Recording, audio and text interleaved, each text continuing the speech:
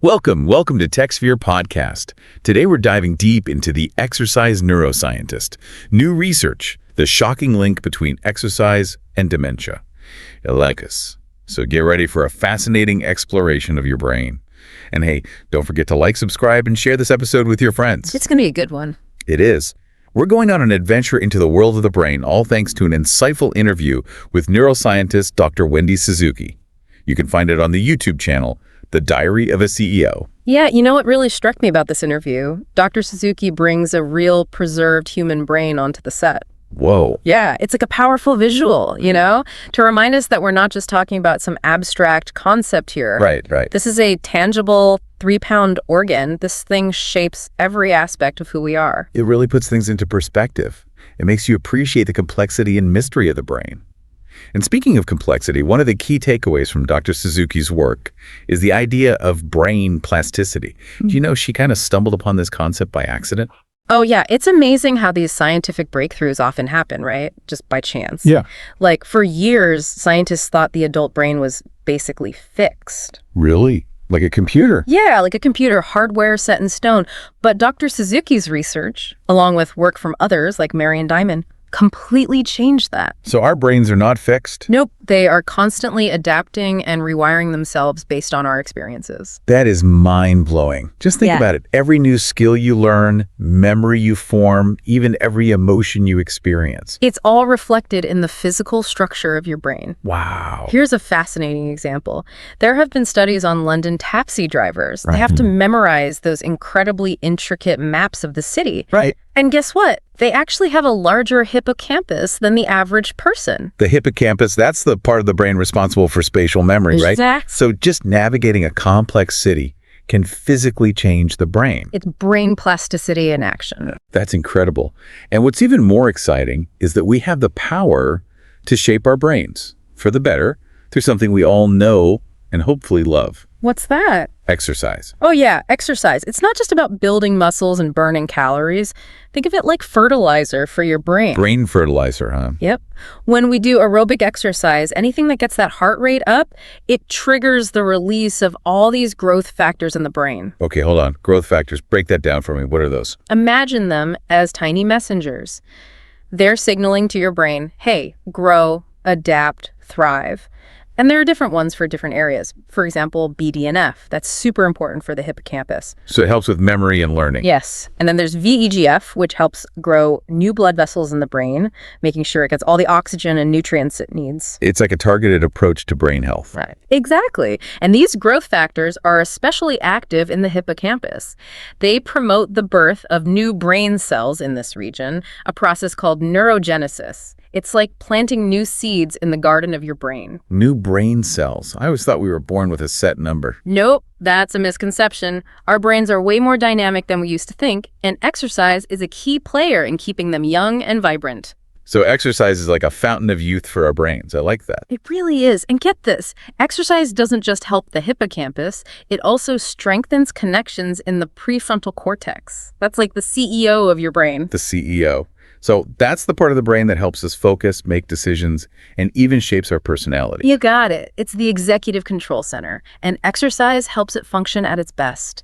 It improves our focus, our decision-making, even our ability to manage emotions. Wow, this is incredible. It sounds like exercise is like a superpower for our brains. It really is. And speaking of keeping our brains healthy, Dr. Suzuki brought up something that's particularly relevant as we age: dementia. Yeah, dementia. It's a tough topic, but important to talk about. It often involves damage to the hippocampus, Which leads to memory loss and cognitive decline. Exactly. It can be a scary thought, especially as we get older. But the good news is, Dr. Suzuki's research shows that we can actually reduce our risk of developing dementia through, you guessed it, exercise. Absolutely. Studies have shown that people who are physically active have a lower risk of dementia later in life. So a healthier, stronger hippocampus, thanks to all that exercise, can better withstand the damage. That's the idea. It's like giving our brains a fighting chance. And it's never too late to start. We're never too late. The longer you stay active, the better you're protecting your brain for the long run. And remember, it's not just about staving off disease. Dr. Suzuki also talked about how exercise impacts our mood, our sleep, our creativity, even our reaction time. So many benefits. It really is an all-around brain booster. In fact, Dr. Suzuki even suggests working out before a big presentation or any situation where you need to be mentally sharp. The science supports it. That's a great tip. I might have to try that before my next recording session. See? Now, while we're on the topic of brain-boosting activities, let's not forget about sleep. Sleep. So important. It's like hitting the reset button on your brain each night. It consolidates memories, clears out waste, and gets you recharged for the next day. I know I should prioritize sleep more, but it's tough sometimes. I hear you. But knowing how important it is for brain health might give you that extra push. Definitely. Now, there's another aspect of brain health that's often overlooked, especially in today's world: What's that? social connection. You see, we humans were wired for connection. Our brains thrive on it. I can see how that's tricky in our digital age. So much social media, so many virtual interactions. It's easy to feel connected online, but still be isolated in real life. It's like a paradox. It is. And sadly, loneliness and social isolation, they're on the rise. And the research shows that they're linked to brain shrinkage and cognitive decline. Our brains need those face-to-face interactions. So all those virtual hangouts, while convenient, aren't enough. They have their place, but there's just no substitute for the real deal.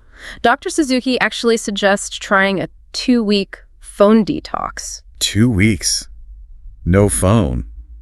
That sounds intense. It's a challenge for sure, but it's about disconnecting from the digital world to reconnect with yourself and the world around you. To reclaim our attention, our time. Exactly. By stepping away from the digital noise, we can create space for deeper connections and more meaningful experiences. That's such an important reminder, especially in our hyper-connected world. Now, let's shift gears a bit. Dr. Suzuki also dives into the realm of emotions, particularly anxiety. Anxiety. A topic we're all too familiar with these days. She shares her own journey of reframing anxiety, not as something to fear, but as a signal, a source of information. That's an interesting way to look at it. Because anxiety often pops up when we're facing a challenge or something we care deeply about. So it's a sign that we're stretching ourselves, growing. Exactly. Instead of shutting it down, we can try to listen to it. What's it trying to tell us? What fears or beliefs are fueling it? How can we use that information to make better choices? So it's like anxiety is a compass guiding us. I like that analogy.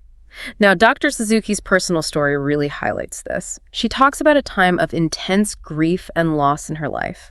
And it was through that experience that she had a big realization about anxiety. What was that? She realized that the depth of her grief was a testament to the depth of her love. Wow. And that helped her reframe anxiety, not as a weakness, but as a sign of what truly matters. That's a powerful perspective shift. It is. Our capacity for deep grief is connected to our capacity for deep love. And anxiety, even though it feels bad, can actually point us towards what we cherish most. It's like a reminder that even difficult emotions could be valuable. Exactly.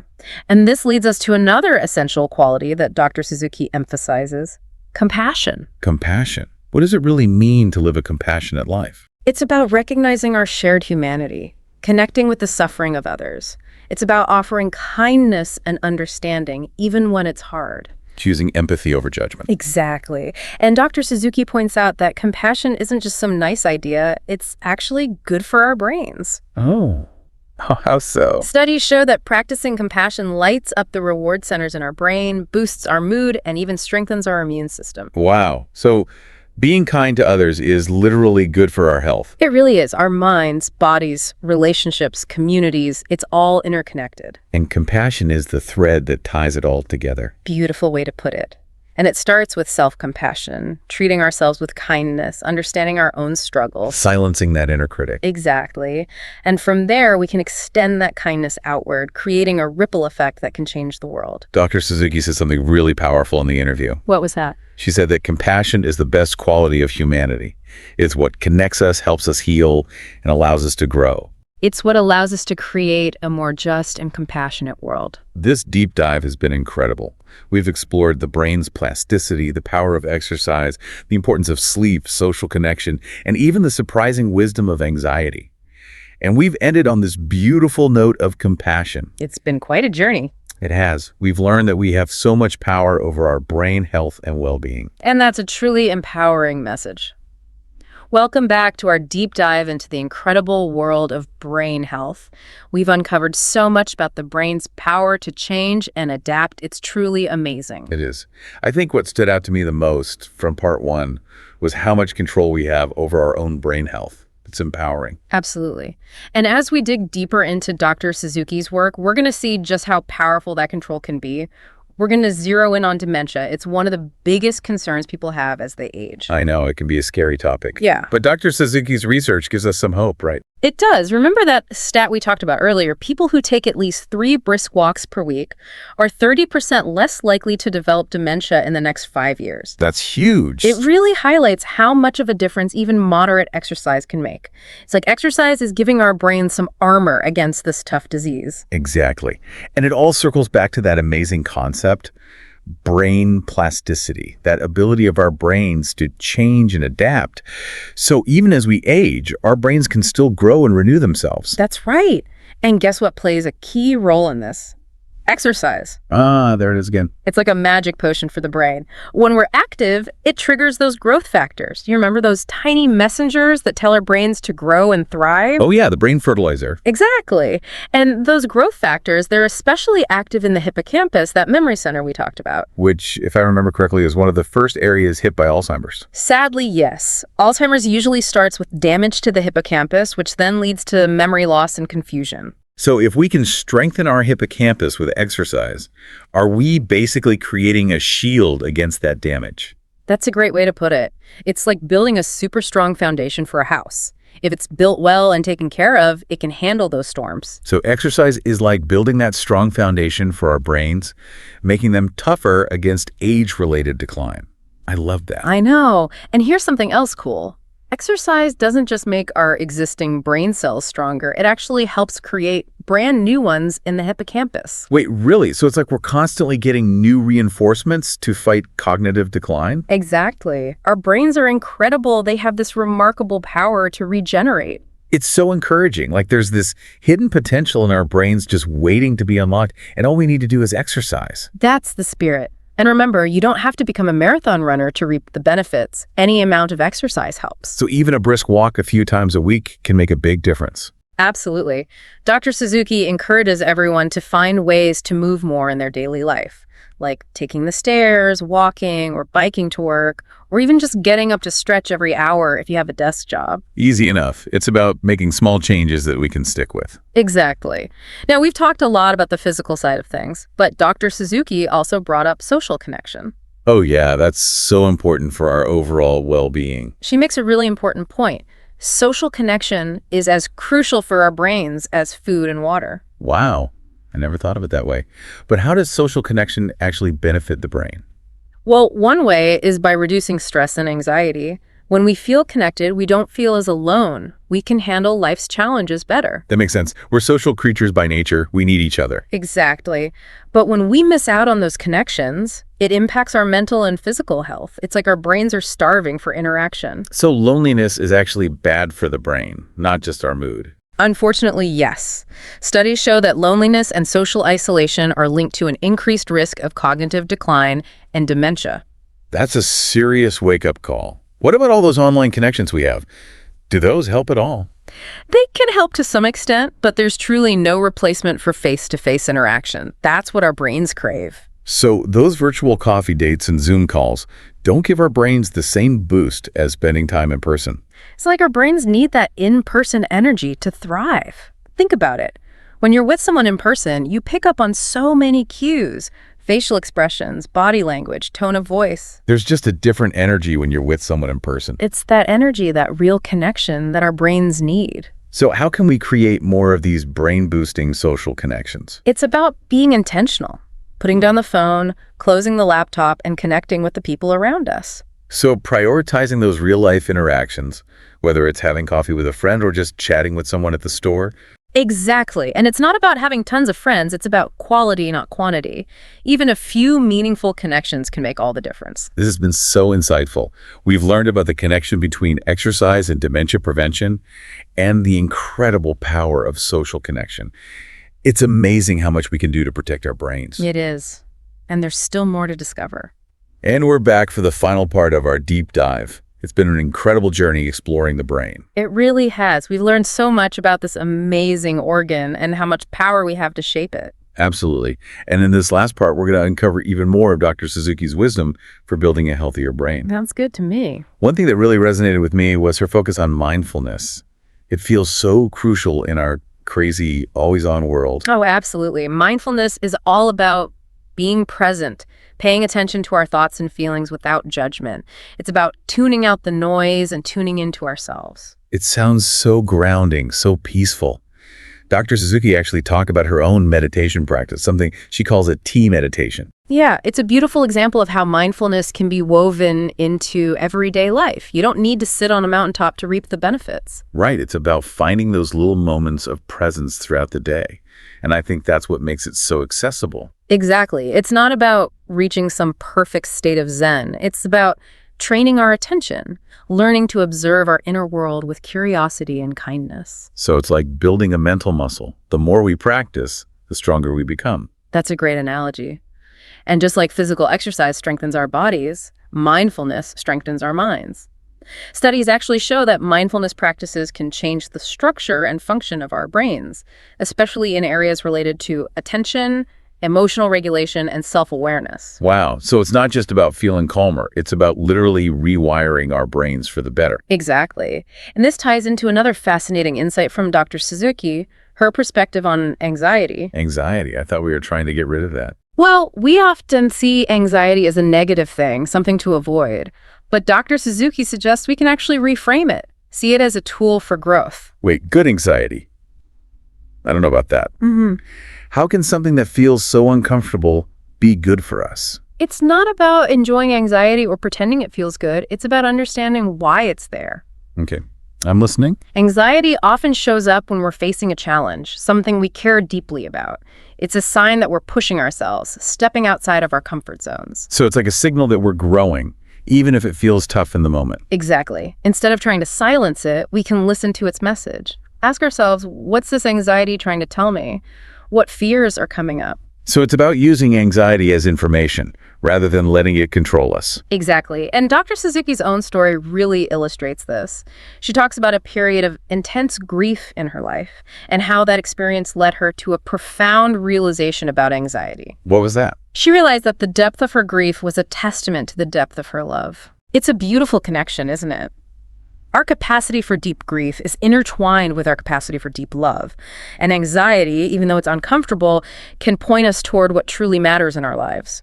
That's a really powerful way to look at it. And this brings us to another essential quality that Dr. Suzuki emphasizes: compassion. Compassion, yes. Such an important quality. But what does it actually mean to live a compassionate life? It's about recognizing our shared humanity, understanding that we're all in this together, connecting with the suffering of others, and extending kindness even when it's hard. It's about choosing empathy over judgment, connection over isolation. Exactly. And Dr. Suzuki reminds us that compassion isn't just a nice idea, it's actually good for us. Really?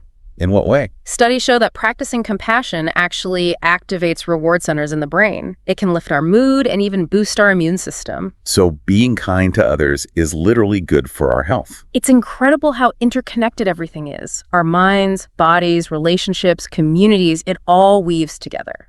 And compassion is that thread that connects it all. Beautifully said. It starts with being kind to ourselves, understanding our own struggles, and then extending that kindness outwards. It's about quieting that inner critic and embracing ourselves, imperfections and all. And from that place of self-compassion, we can create a ripple effect of kindness that can truly change the world. This deep dive has been an amazing journey. We've explored so much: the incredible plasticity of our brains, the power of exercise, the importance of sleep and connection, and even the surprising wisdom of anxiety. We've learned that we have so much more control over our brain health than we realize. It's been an eye-opening exploration for sure. And remember, every step we take towards a healthier lifestyle, every act of kindness we offer, every moment of connection we create is a step toward a healthier, happier brain. This has been The Deep Dive. Thanks for joining us on this incredible adventure into the world of the brain.